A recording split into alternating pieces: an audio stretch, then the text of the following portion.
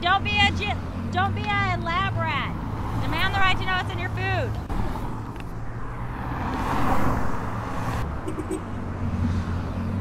Oh yes, otherwise you're just a lab rat.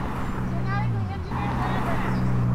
They always confuse you with the yes or the no. For it, then you vote yes. Okay, then yeah, I am. Great. Okay. Thank you so much. Okay.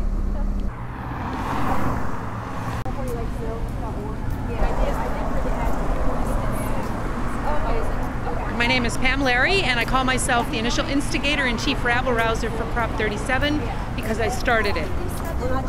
I just decided it was time for the people of California to have a right to know what's in their food, and that our legislators had not been listening to us on either a state or federal level, so that it was time for the people of California to come together and do a ballot initiative. I mean, this is exactly what the initiative process is for. We've got a very interesting thing going on with our press on this topic. At any rate, I won't focus on that for very long.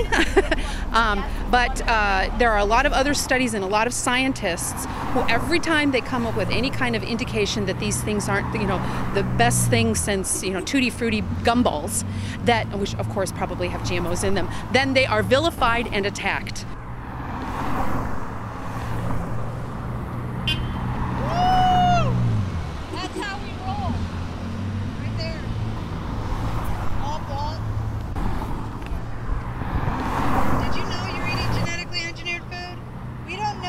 Genetically engineered food because it's not labeled. It's not required to label in California. I feel like a broken commercial. Do I get residuals for this? Right? I get residuals. You know you're eating genetically modified food? 90% of the time, it's processed.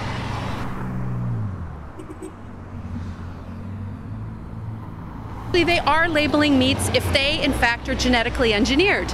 But you see, there are no genetically engineered meats on the market yet. Something that eats genetically engineered stuff is not the same as something that is itself genetically engineered.